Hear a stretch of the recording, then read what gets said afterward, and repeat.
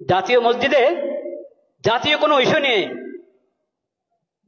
কেউ আসে না, জাতীয় মসজিদ, কিন্তু জাতীয় কোনো ইস্যু নিয়ে এখানে কোরআন সুন্নাহর আলোকে, শরীয়তের আলোকে এই বিষয়ে আমাদেরকে গাইড দেন, এই কথা বলার জন্য এখানে কেউ আসে না।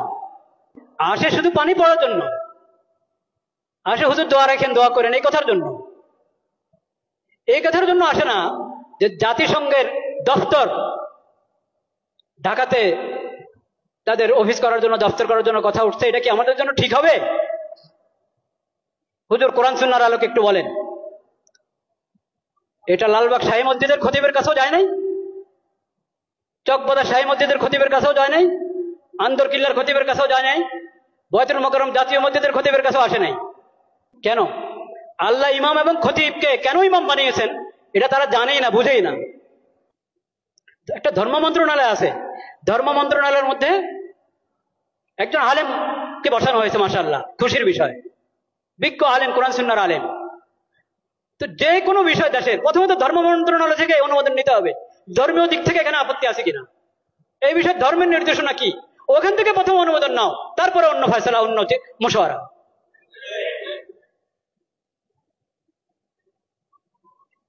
লজ্জা মরে যাওয়া উচিত বাংলাদেশিদের, যে তাদের কাছে কোরআন হাদিস থাকতে, নবীজির সিরত থাকতে, তাদেরকে মানবতা শিখাতে আসছে পশ্চিম দেশ থেকে। লজ্জা মরে যাওয়া উচিত।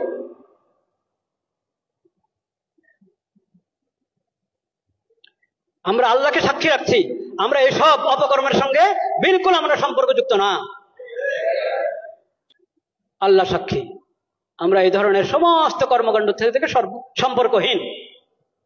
কাকে এখানে পাঠাবে জাতিসংঘের পক্ষ থেকে? আবাসিক সমন্বয়কারী। ওই আবাসিক সমন্বয়কারী কি জানেন? সমকামী।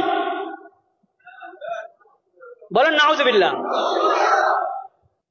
এখন ওখান থেকে প্রস্তাব পাঠানো হয়েছে, এখান থেকে হ্যাঁ বলতে আর কতক্ষণ লাগবে আল্লাহ জানেন।